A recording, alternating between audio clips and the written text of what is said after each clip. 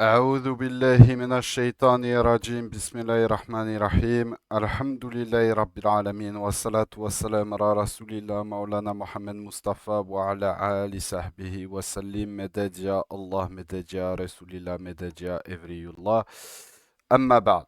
Ceci étant dit, alors on continue notre cours sur l'esclavage de la civilisation musulmane. On est toujours sur les catégories d'esclaves. Et donc là, on est sur la concubine. On prend la suite. Ces règles à suivre en matière de cohabitation passée en revue, il subsiste un point essentiel sur lequel la plupart des juristes ont également eu à se prononcer. Si posséder une concubine est islamiquement permis, n'y a-t-il pas un risque que la concubine n'en soit pas vraiment une?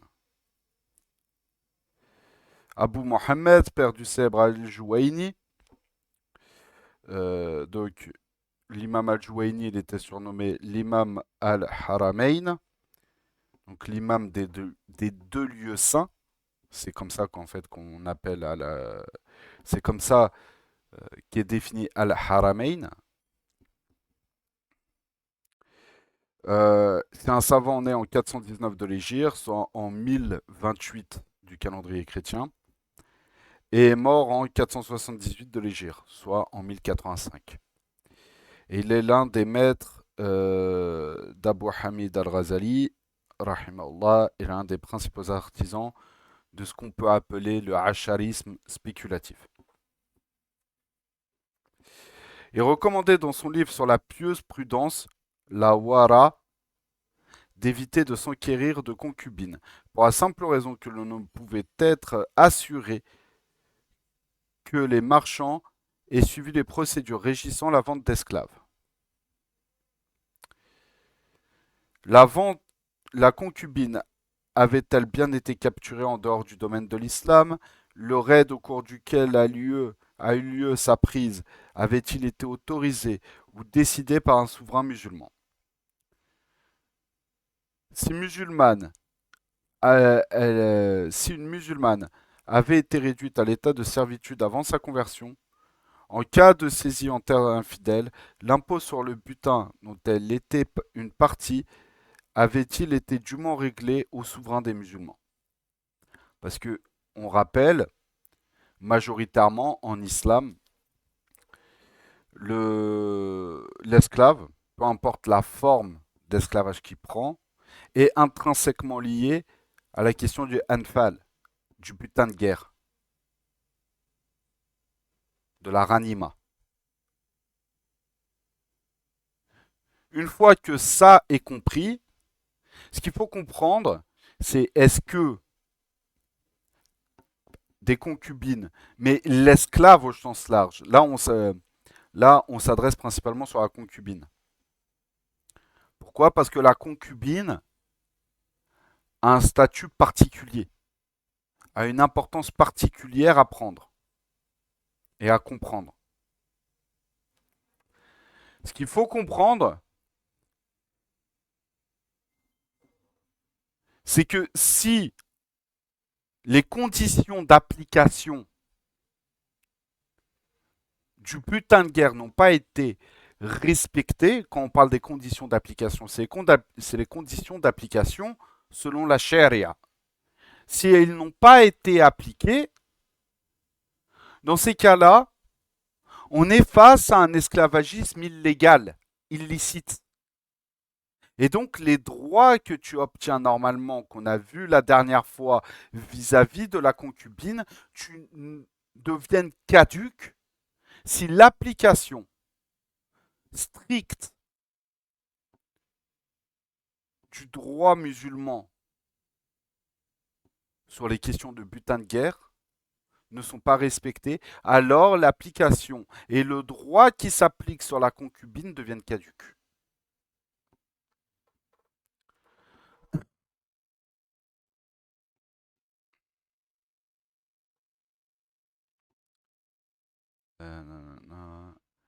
Si une de ces questions était laissée sans réponse, ou en cas de doute De nombreux savants tels qu'As-Subki ou An-Nawawi ont émis l'avis qu'il était illicite de posséder une telle concubine.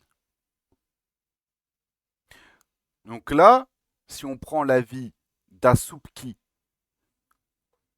ou de Nawawi, si on a la preuve ou que même un doute persiste sur le fait que, si un seul doute persiste sur le fait que l'obtention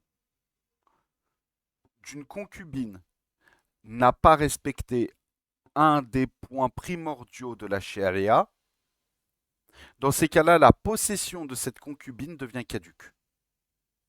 Il faut être sûr que la concubine a été acquise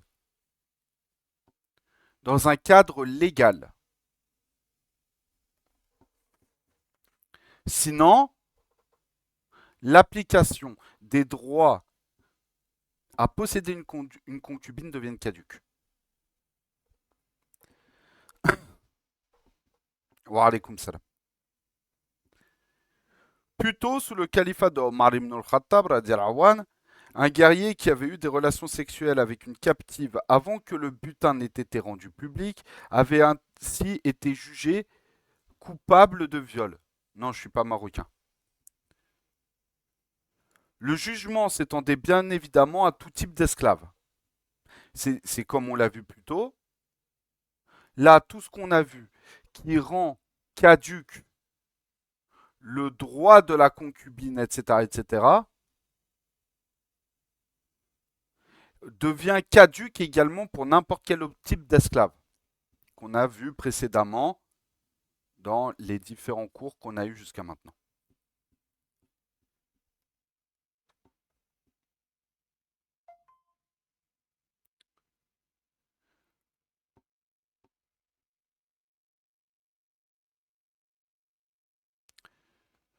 Le jugement s'étendait bien évidemment à tout type d'esclaves, au point que certains sont même allés jusqu'à estimer que la plupart des esclaves en leur temps avaient été, avaient été en définitive possédés illicitement par leurs propriétaires. D'aucuns ne s'en sont cependant nullement souciés, bafouant ainsi la loi islamique. Les princes et sultans de la dynastie Timouride, donc cette dynastie a été fondée par Amir Timur ou Timur-Leng, ont à peu près tous eu des concubines qu'ils choisissaient parmi les filles de leurs généraux ou au sein de familles de notables proches du pouvoir. Elles étaient pourtant musulmanes et libres. Le sultan Abu Saïd Mirza aurait eu jusqu'à sa mort en 837 de l'Hégire, en 873 de l'Hégire, pardon, c'est-à-dire en 1469 du calendrier chrétien, 35 épouses et concubines musulmanes pour la plupart.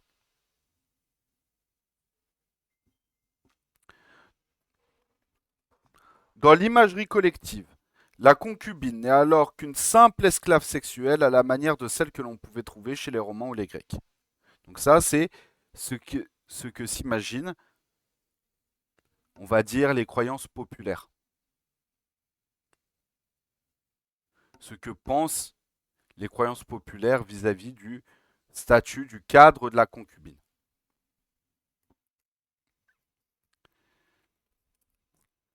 Dans les lignes des auteurs occidentaux, sur les toiles des peintres orientalistes, la concubine est nue, toujours nue, au marché où elle est vendue, dans le désert où elle est transportée vers son maître, dans le harem où elle est destinée. Tous les récits et les manuels de bonne conduite sur la vente et l'achat d'esclaves dépeignent pourtant des esclaves hommes et femmes couverts de vêtements. Ibn Boutlan, célèbre médecin historien et irakien du 5e siècle de l'Hégire, donc du 11e siècle du calendrier chrétien, a rédigé un des ouvrages les plus fameux en ce qui concerne l'achat et la vente d'esclaves. Donc, si on peut dire, c'est un des livres, euh, un des textes de codification de l'esclavage dans le monde arabo-musulman les plus connus et et les plus importants dans la question de la gestion légale de l'esclavage. Donc il s'agit du Arisala Jami'a li Funun Nafi'a fi Shira Raqiq wa Taklib al-Abid. Donc si l'auteur ne manque pas d'imagination dans ses jugements, lorsqu'il s'attarde à définir les bénéfices et avantages de tirer tel ou tel esclave selon ses origines, donc là, ce qu'il faut comprendre, c'est que faut reposer le contexte. On est au XIe siècle du calendrier chrétien et il y a une pensée que, en fonction de tel type d'activité ou de tel type d'activité, telle catégorie de population serait plus efficace en tant qu'esclave.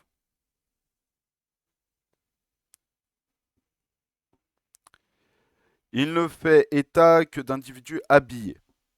Donc, déjà dans son livre, qui date du XIe siècle, on appuie sur le fait que l'ensemble des esclaves étaient vêtus, portaient des habits.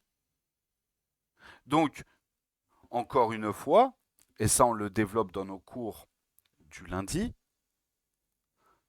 l'orientalisme,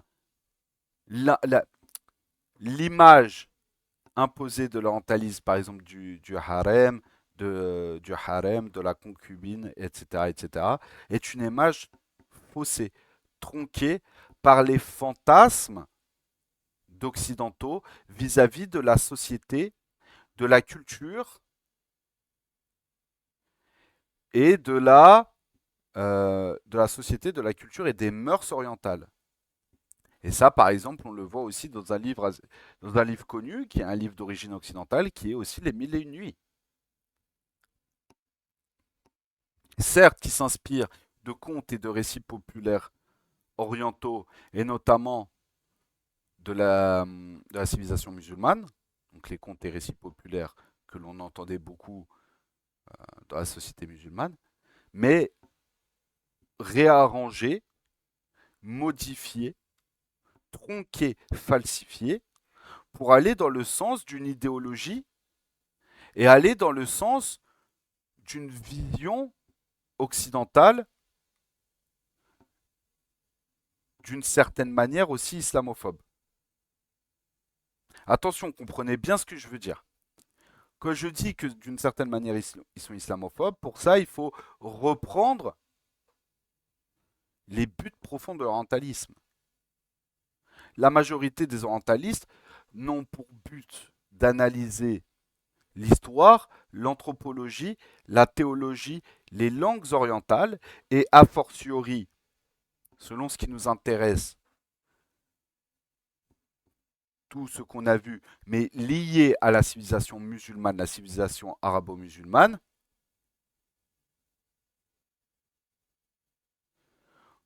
ce qu'il faut comprendre, c'est quoi? C'est que, merci, ce qu'il faut comprendre, merci Shahid, ce qu'il faut comprendre avant tout, la méthode orientaliste n'a pour but que d'infiltrer l'islam de l'intérieur pour faciliter dans un premier temps l'apostasie des musulmans. Et ça date par exemple de certaines analyses et de certains textes traités, traduits en latin, analysés et corrigés entre guillemets par des prêtres catholiques. Donc ça, c'est le premier aspect. Le second aspect, c'est de faciliter la colonisation territoriale. Et dans un autre point, et dans un autre aspect, c'est également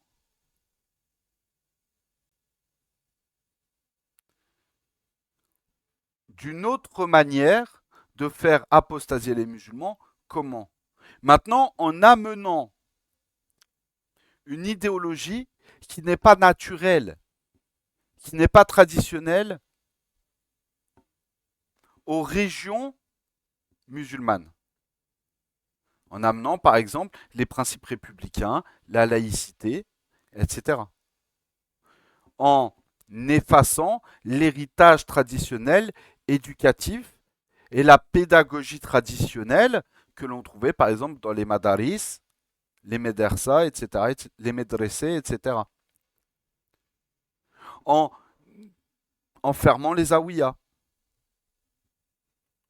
en imposant une certaine lecture et une certaine compréhension de l'islam. Et ce, jusque même les universités les plus traditionnelles et les plus connues du monde musulman. Al-Hazar, à un moment, avait des enseignants d'Al-Hazar, à un moment, se sont retrouvés à enseigner selon la compréhension et la méthodologie des orientalistes. Et tout le problème est là. Toute cette, et même d'un point de vue aussi culturel, quand on voit, quand on voit par exemple euh, beaucoup de tableaux orientalistes justement qui dépeignent des scènes dans les harems, des trucs comme ça, etc., sont des scènes qui sont imposées par un fantasme occidental et un mensonge occidental sur la réalité de ce que c'est que le harem. Et forcément, toute cette propagande visuelle, culturelle,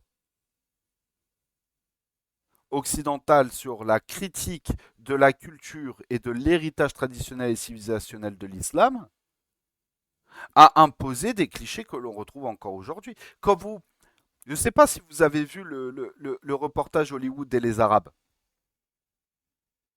mais dès les premiers temps du cinéma, même à l'époque du cinéma muet, en noir et blanc, etc., il y avait ces mêmes clichés sur les Arabes et l'Arabie que l'on retrouvait dans les tableaux des peintres orientalistes. Aujourd'hui, tu rajoutes encore un nouveau cliché, une nouvelle exagération, qui est la systématisation de l'arabe terroriste, du musulman terroriste, avec une grosse barbe, qui ne s'exprime pas posément, qui ne s'exprime pas tranquillement, qui ne fait que crier. C'est toutes ces visions clichés que l'on a dans la culture, dans le cinéma, dans la bande dessinée, etc., de l'arabe et de l'Arabie, même dans sa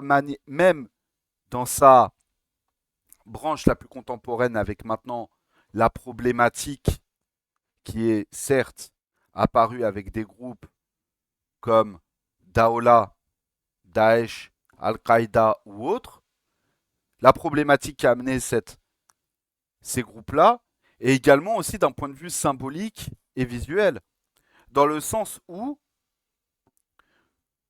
au-delà du cliché de l'enturbané dans son harem entouré de pléthore de femmes, de concubines, maintenant on rajoute encore un autre cliché, c'est le cliché du barbu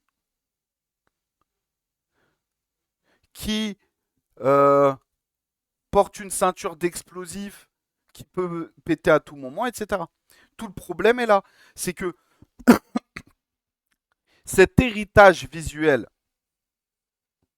cet héritage propagandiste qui vient de l'orientalisme,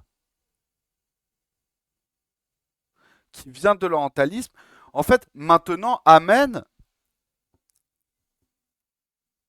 un renouvellement, une mise à jour des pires clichés islamophobes et des pires clichés, posons le terme sur la table, des pires clichés racistes que l'on va avoir de l'islam et des musulmans. Et pour ceux qui, comme un peu les petits guignols qui sont venus, pour ceux qui se plaignent lorsqu'on parle d'islamophobie, de trucs qui nous renvoient vers soi-disant, des soi-disant apostats, d'accord, qui voudraient qu'en plus on écoute ces gens-là, on donne du crédit à ces gens-là, parce que soi-disant l'islamophobie n'existe pas, etc., ce n'est pas un discours islamo-gauchiste ou que sais-je d'avoir ces positionnements-là. Pour ceux qui me connaissent, que ce soit ceux qui suivent régulièrement mes cours, ceux qui me connaissent aussi entre guillemets en privé avec qui j'ai déjà pu échanger, je pense que je suis le plus éloigné peut-être de ce qu'on pourrait du cliché de l'islamo-gauchisme. Bien au contraire. Mais il faut admettre qu'il y a une propagande et une déformation culturelle raciste, islamophobe, de l'héritage culturel et civilisationnel islamique, arabe, turc, ce que vous voulez. Et un des plus grands points noirs,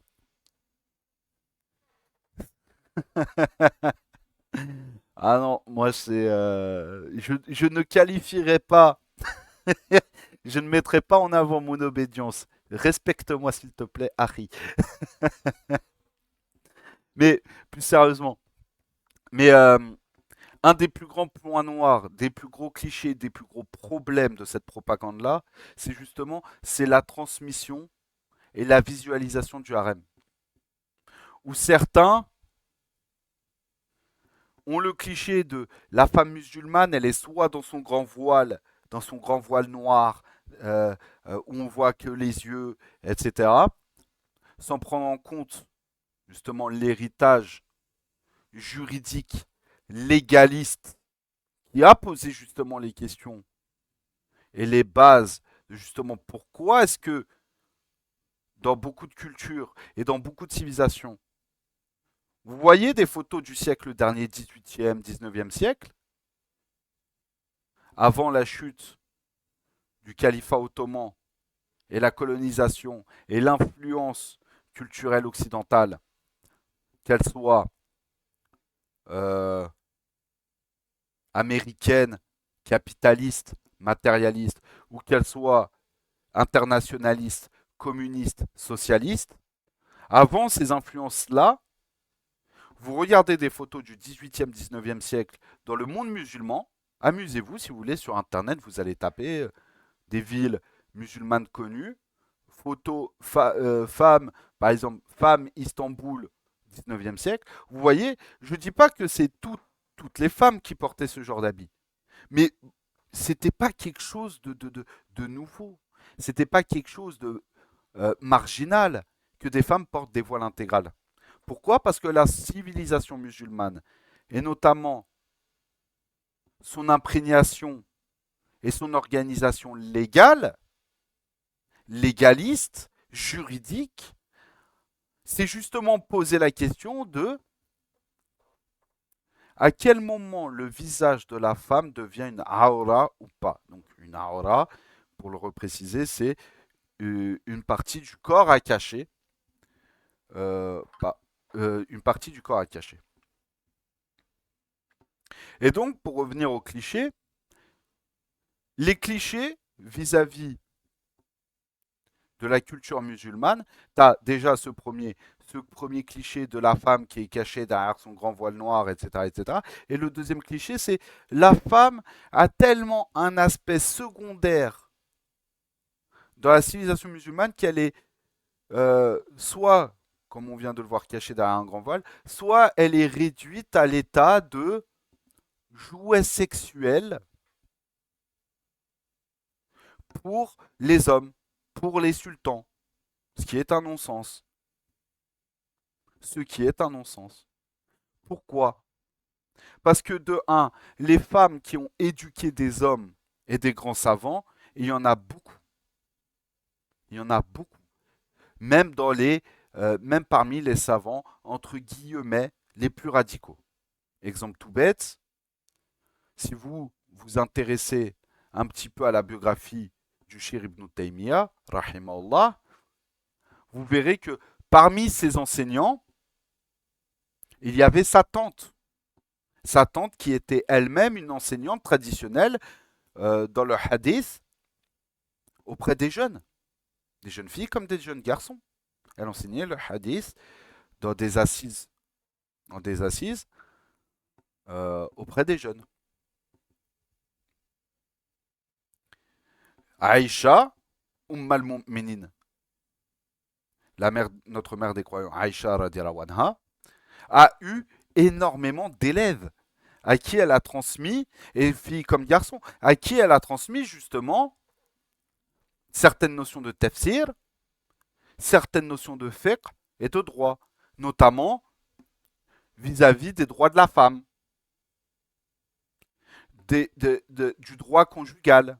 Quand on parle du droit de la femme, c'est le droit au niveau de l'intimité féminine et de l'application des lois islamiques lorsque ça touche les femmes, que ce soit les questions des menstrues, de l'intimité féminine, du voile, du mariage, de la relation conjugale, etc. etc. Donc, lorsqu'on regarde l'histoire musulmane avec honnêteté et objectivité, on ne peut pas dire, comme le prétendent beaucoup d'orientalistes qui ont justement véhiculé tous ces clichés-là, que la femme est réduite soit à un bout de tissu qui s'efface dans la société, soit à un objet de jouissance au cœur des harems des palais. C'est un mensonge. Si on redéfinit maintenant encore une fois, on va encore refaire de la définition, si on redéfinit ce qu'est le harem, il vient du terme haram, quelque chose d'interdit, ou de sacré. Le terme haram prend ces deux sens. Haram dans le sens interdit sacré, par exemple dans un cadre de statut légal, l'alcool est haram, il est interdit. Mais si on le prend dans le sens de sacré, Majid al-Haram, les Haramain, donc les deux mosquées saintes, la Mecque et Médine, les deux villes saintes, la Mecque et Médine. Donc, une fois qu'on a reposé cette terminologie-là, c'est quoi le harem? Le harem, dans la majorité des civilisations, des sultanats des Émirats, c'est les appartements privés du sultan, de l'émir, du calife. Et notamment, quand on parle des appartements privés, pourquoi est-ce qu'on dit le harem quelque chose d'interdit ou de sacré? C'est parce que très souvent dans le harem se retrouvaient les femmes de sa famille. Donc, certes, bien sûr, les concubines, parce que comme on l'a vu dans les cours précédents, la concubine, au-delà d'être une esclave intime, c'est aussi, comme est défini l'esclave au sens large, c'est c'est un membre intrinsèque de la famille à qui il appartient. Vraiment. L'esclave a certes un degré d'importance moindre qu'un enfant, mais l'esclave est un membre intrinsèque de la famille. Il n'est pas comme l'esclave vu dans beaucoup de sociétés occidentales comme un meuble.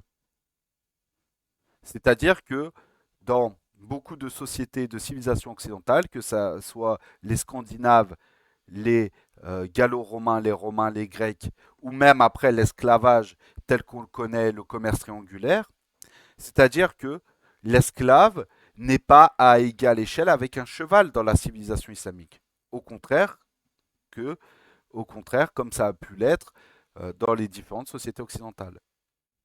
L'esclave n'est certes pas quelqu'un de ton sang, n'est certes pas quelqu'un qui t'est lié familialement parlant par le sang ou l'adoption, mais il a une importance particulière au sein de la famille. Et du coup, il y a forcément une codification des droits et des devoirs du maître sur l'esclave et de l'esclave vis-à-vis du maître. Tout comme il y a des droits et des devoirs de l'enfant vis-à-vis des parents et des parents vis-à-vis des enfants. Donc, le harem, c'est les appartements privés des femmes de l'entourage du sultan, de l'émir ou du calife. Et ce qu'il faut comprendre, c'est que aussi c'est un lieu important de pouvoir. Beaucoup tentent à le négliger aujourd'hui. Mais les appartements des femmes, c'est un lieu important de pouvoir. Exemple tout bête, ce qu'on surnomme la validée, dans la terminologie turco-ottomane. Souvent la validée, c'est quoi? C'est la mère, la femme qui s'occupait du sultan ou du calife ottoman. Et cette validée, c'est elle qui va décider à qui elle va marier son fils ou son petit-fils. Et c'est elle qui va savoir remettre de l'ordre dans le harem lorsqu'il commence à y avoir des problèmes. C'est la voie d'autorité du harem après celle du sultan ou de l'émir ou du calife. Ça, c'est dans euh, la vision turco-ottomane.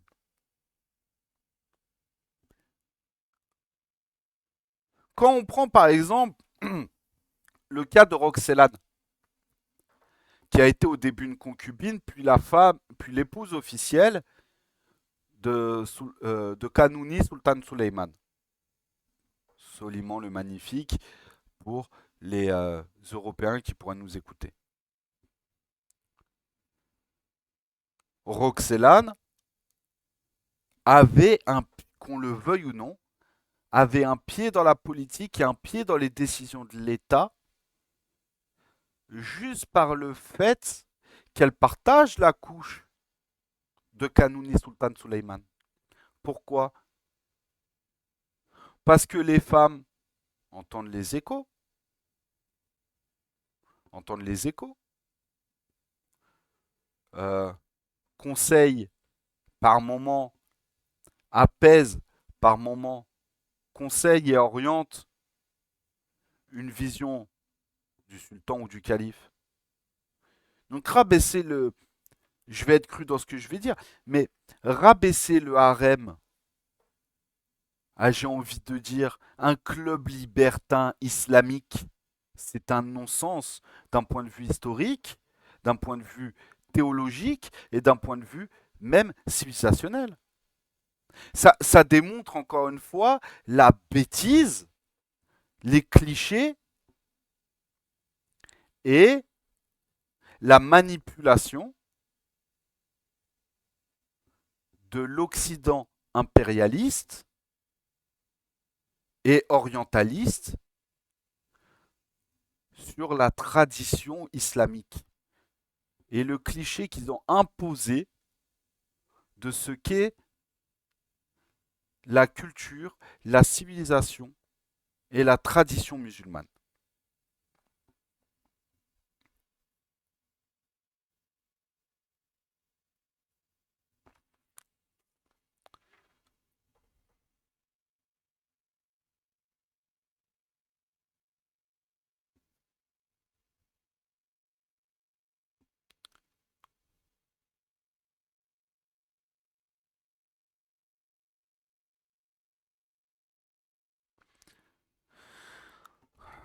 Si un client est intéressé par une esclave féminine, donc là c'est dans le cadre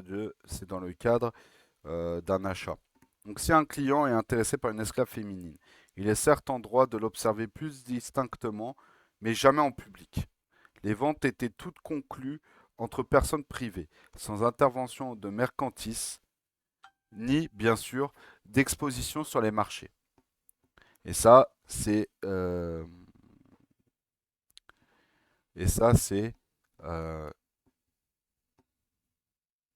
rappelé par l'historien Jack Hearst.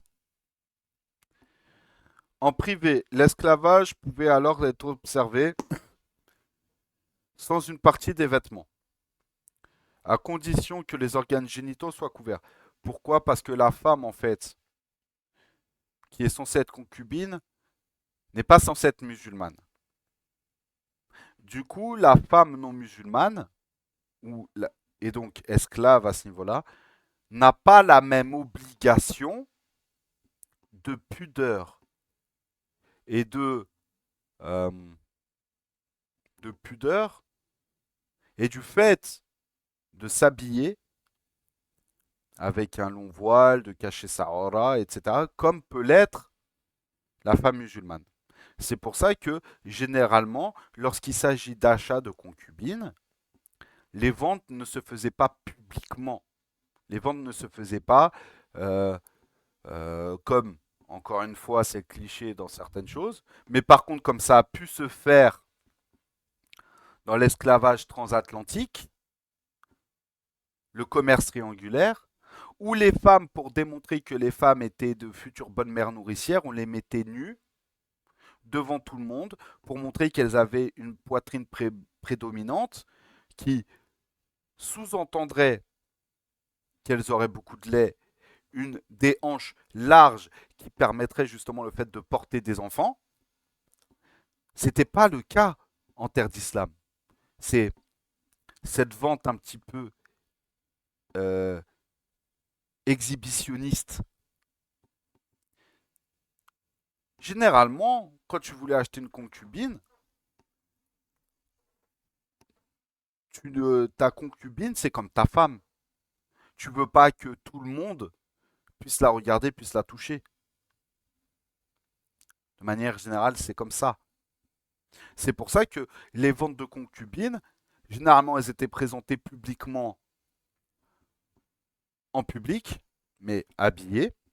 Et si des gens étaient intéressés et qui voulaient voir un peu plus profondément la marchandise, si je puis dire, sans découvrir les parties intimes, cela se faisait généralement dans l'intimité et dans l'intimité et dans l'intimité d'une petite pièce annexe ou d'une pièce de la maison du vendeur d'esclaves.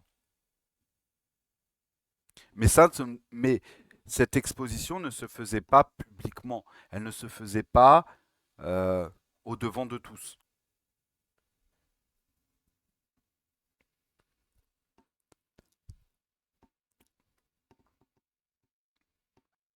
Donc des contrats médiévaux font d'ailleurs la mention d'indemnisation pour des acheteurs après des défauts observés sur les 10 organes. Euh, mais il était fortement conseillé à l'acheteur de laisser les femmes de sa maison s'en charger. Des ventes étaient même réalisées par des femmes à d'autres femmes. Il était cependant toléré qu'un acheteur puisse toucher le corps, évitant là aussi les organes génitaux, afin de mieux prendre connaissance des formes couvertes, de sa possible concubine de demain. À l'écart des regards indiscrets là aussi.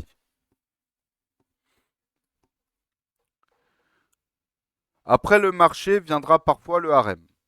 Donc le harem est peut-être le sujet sur lequel plane le plus de lieux communs. Avant d'aller plus loin, il nous convient d'inviter notre lectorat à rayer de son esprit l'image qu'il pourra avoir de ce lieu si particulier. Donc comme on l'a vu, toutes les peintures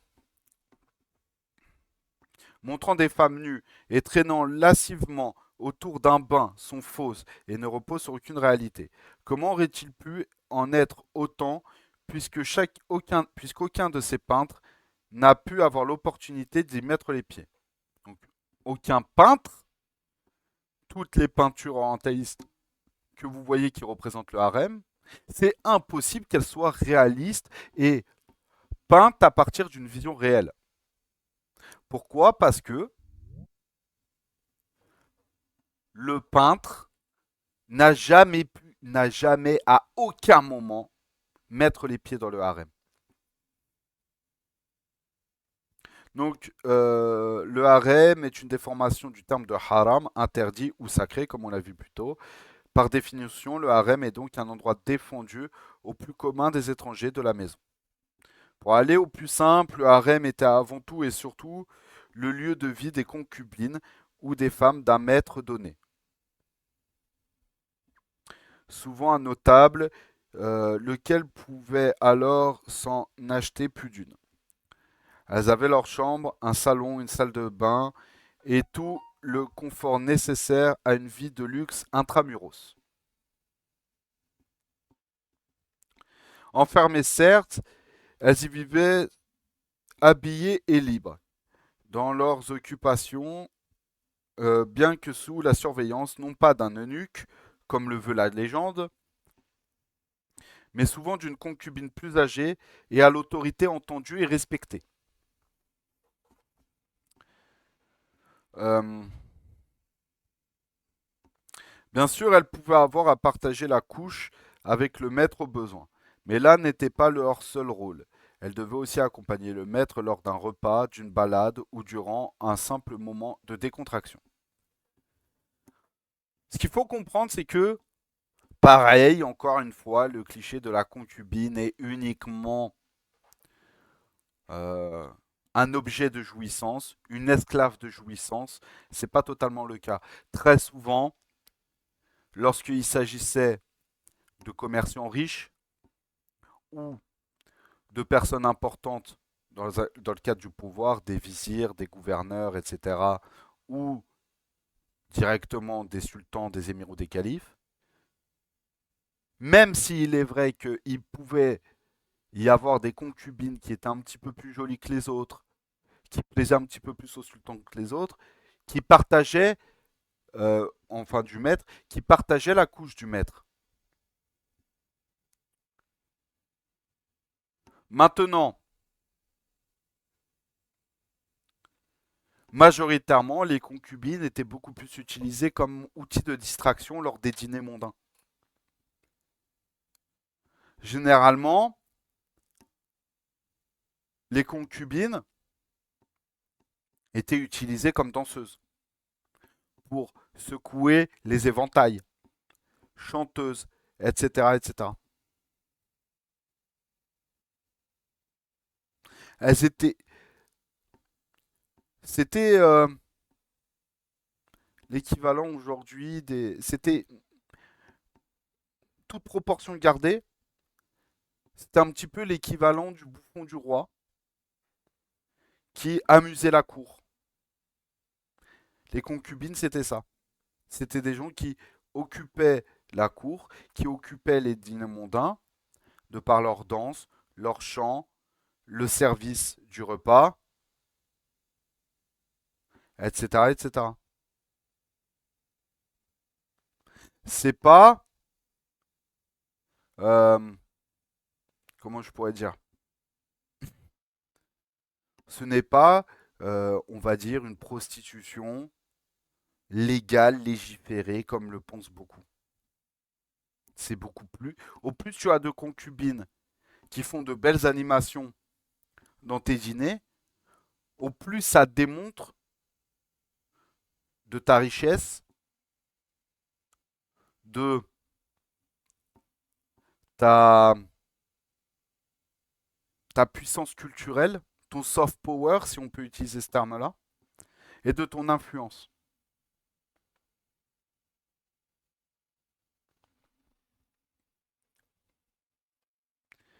Donc, contrairement à ce que disent les contes et les romans que nous aimons croire entre guillemets orientaux, les femmes des harems ne servaient pas seulement au plaisir de l'homme, loin de là.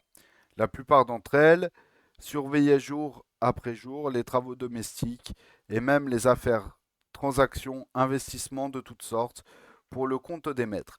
Elles régnaient sur de petites troupes de ménagères, de couturières et de cuisinières.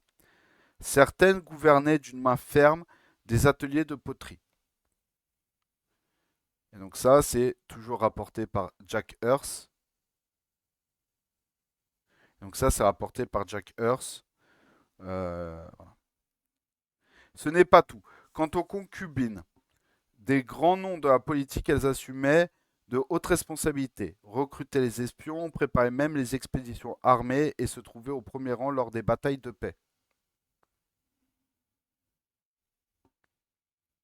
Le calife abbasside al-Mahdi n'a pas hésité à envoyer l'une de ses concubines pour espionner les activités de l'un de ses vizirs, Yaqub ibn Daoud, lequel a ensuite été écarté du pouvoir après les rapports de celle-ci.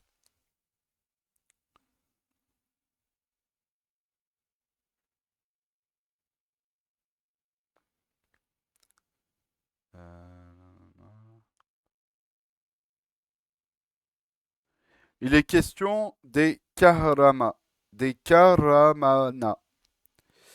donc esclaves mais pas nécessairement des concubines. Les Kahramana servaient de relais entre le palais et le monde extérieur.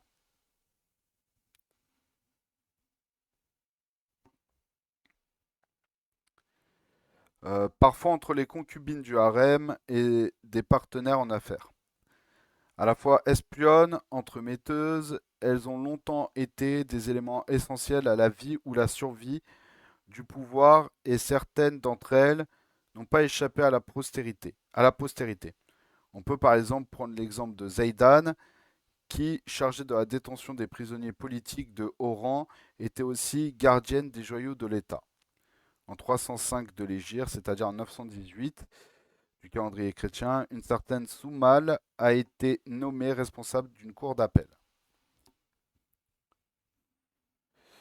Euh, dans les harems de l'élite abbasside mamelouk ou ottomane, les concubines avaient pour autre utilité de servir de signe extérieur de richesse pour le maître.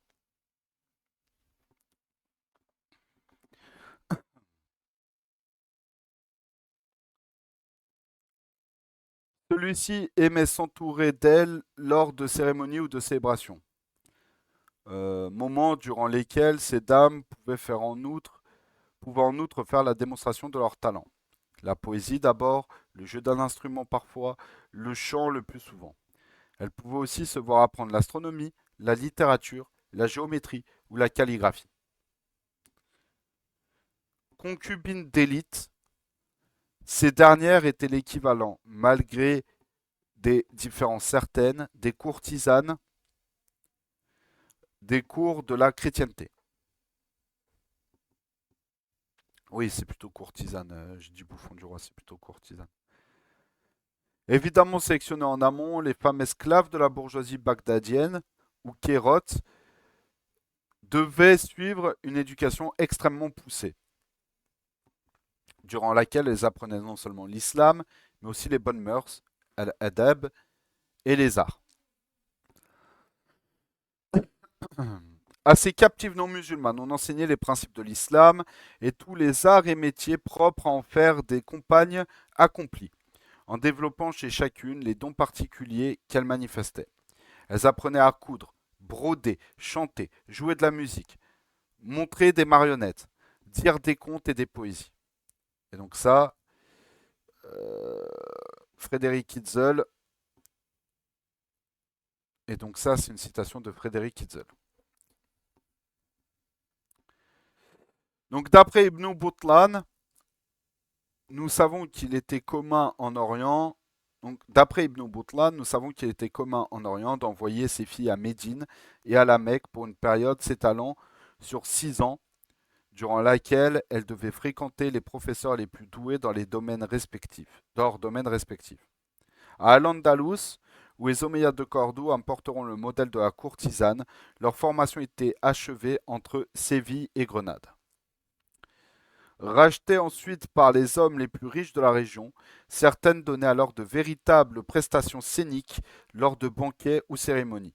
Ces esclaves chanteuses portaient le titre de Qayyan, pluriel de Qayyan, donc ça c'est le pluriel de Kayna, de Jawari, qui est le pluriel de Jariya, ou encore de Mouraniyat, qui est le pluriel de Mouraniya. Jawari et Mouraniyat étaient loués pour leurs compétences ou remarqués pour leur participation à des événements spécifiques.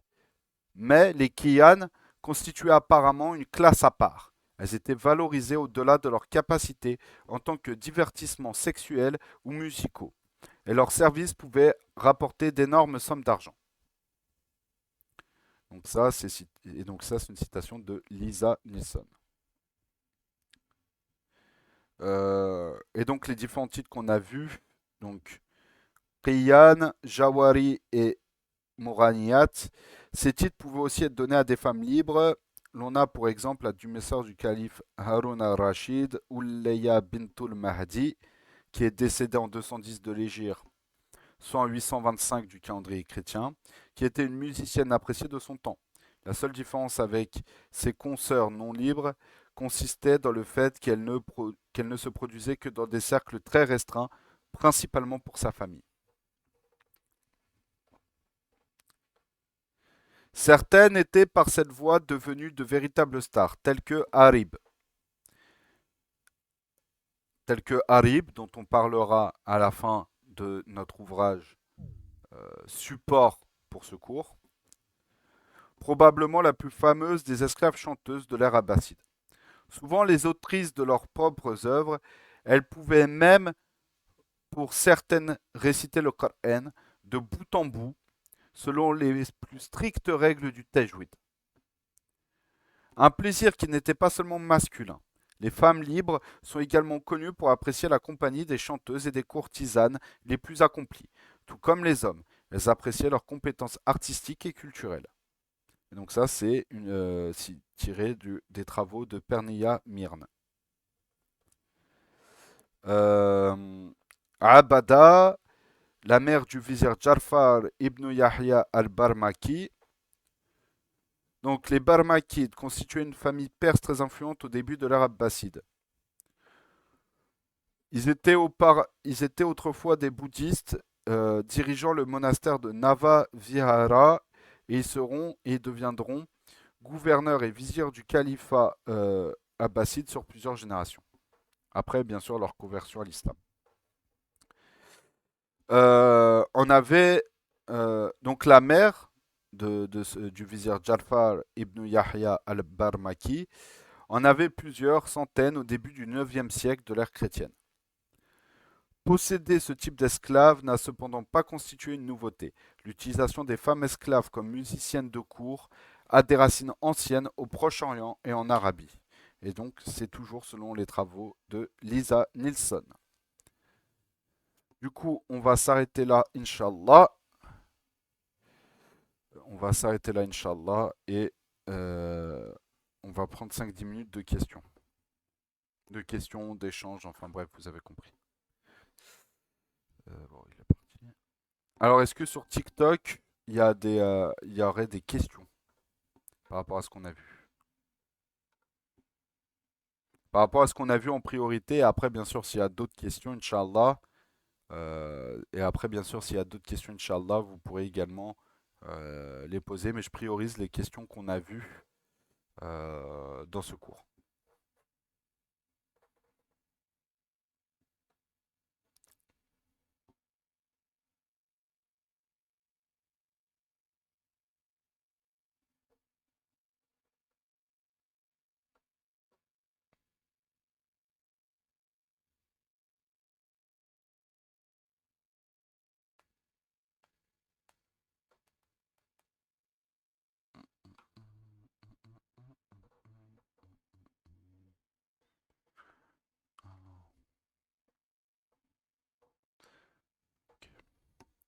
Combien de femmes dans les plus grands harems? Ça dépend. En fait, vraiment, ça dépend parce que euh, ça dépend de ta richesse, ça dépend de la taille aussi du harem, ça dépend de plein de choses. Mais à partir du moment où tu as déjà une vingtaine ou une trentaine de concubines, tu commences déjà à avoir un harem un peu important. Mais je crois aux chiffres les plus, je crois les chiffres les plus hauts de concubines dans un harem. Je crois que tu étais à peu près une centaine de concubines, mais ça, généralement, c'était des harems étatiques, donc liés liées aux États en fait. Donc aux différents sultanats, émirats, etc. ou califats. Est-ce que ça répond à ta question?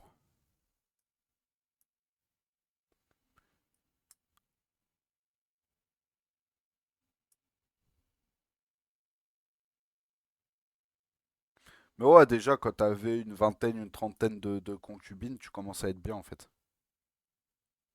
Non, mais je vais m'en contenter. Non, mais en fait, vraiment, euh, en fait, ce qu'il faut comprendre, c'est que les califats, les harems, en fait, les plus importants, sont généralement ceux qui sont le plus proches du pouvoir. Donc, soit directement du détenteur du pouvoir, donc du sultan, de l'émir qui détient le pouvoir, soit de sa famille proche, sa mère, ses frères, ses sœurs, etc. Son père. Euh, et en moyenne, au plus bas, un harem lié aux gens du pouvoir, donc soit directement les sultans, émirs, califes ou grands vizirs, vizirs d'importance, etc. La moyenne basse, c'est 50-60 concubines. Au plus haut, tu dépasses les 100 en moyenne. Ce qui est absolument énorme en fait, hein.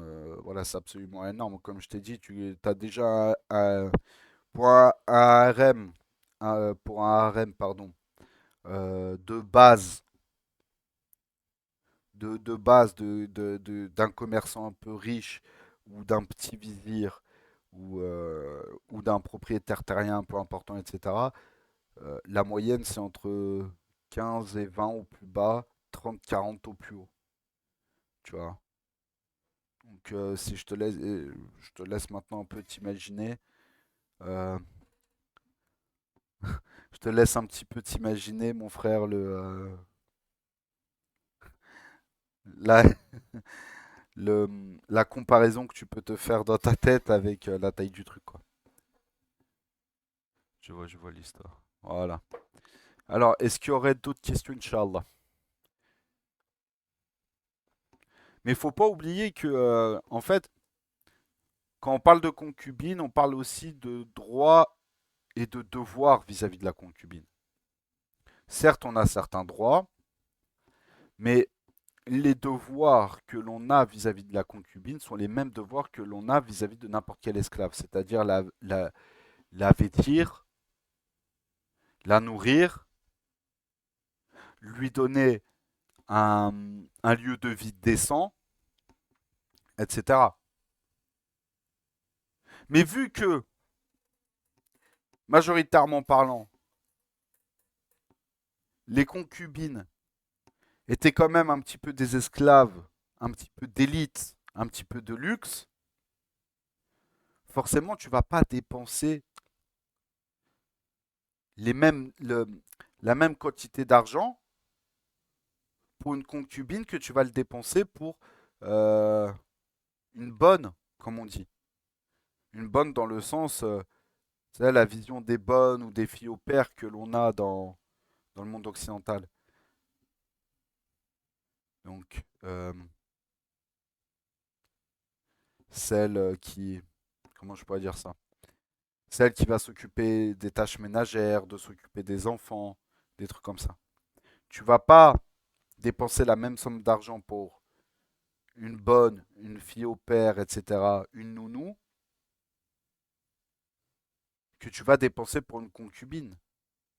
Pourquoi? Parce que la concubine, elle, va être un peu au-dessus de la bonne de base. C'est elle qui va chapeauter la bonne de base. C'est elle qui va assurer, euh, on va dire, les plaisirs dans tous les sens du terme au sein de ton foyer, au sein de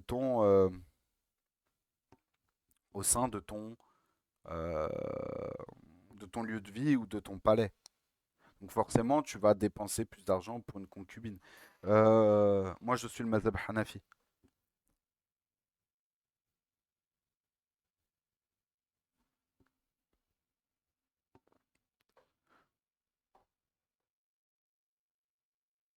Et ça, c'est important à le rappeler. C'est important à le rappeler. Que la concubine reste quand même parmi les esclaves un peu luxueux. Voilà. Est-ce qu'il y aurait d'autres questions, Inch'Allah?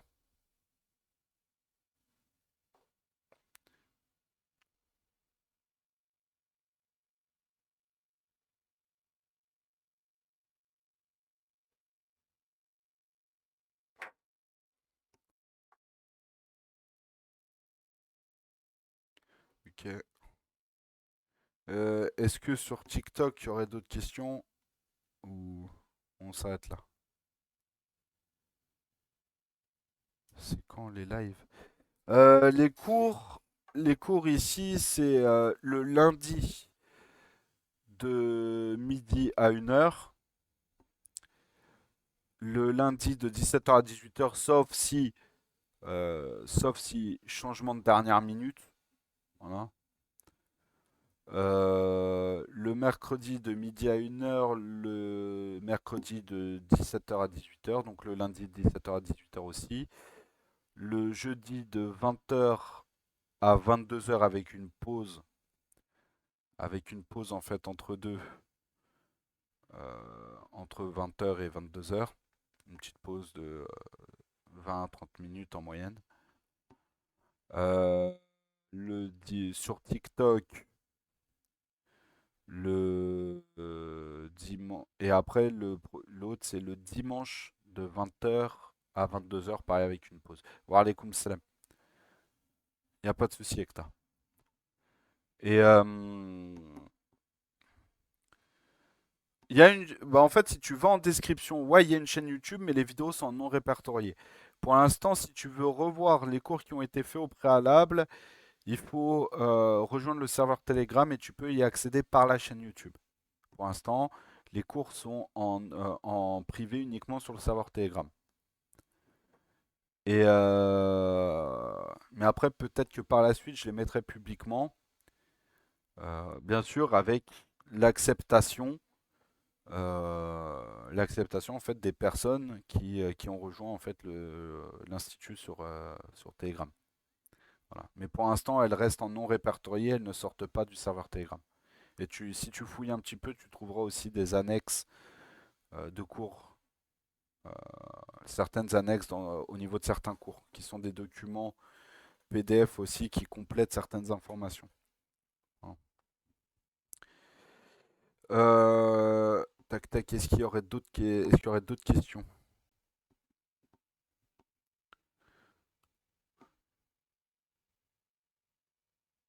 Sinon, si c'est tout bon, Inch'Allah, on va. Sinon, si c'est tout bon, Inch'Allah, on va s'arrêter là. Wafik Otso.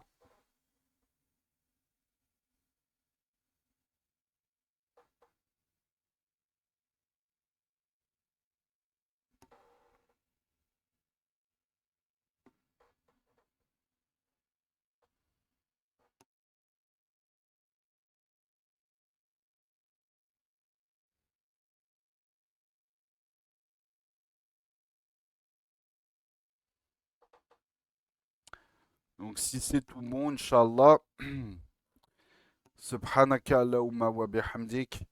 أشهد أن لا إله إلا أنت أستغفر الله وأتوب إليك بسم الله الرحمن الرحيم والعصر إن الإنسان لفي خسر إلا الذين آمنوا وعملوا الصالحات وتواصوا بالحق وتواصوا بالصبر اللهم صل على سيدنا محمد عدد ما في علم الله صلاة دائمة بدوام ملك الله سبحان ربك بذات ما يصفون وسلام على المرسلين والحمد لله رب العالمين الفاتحة.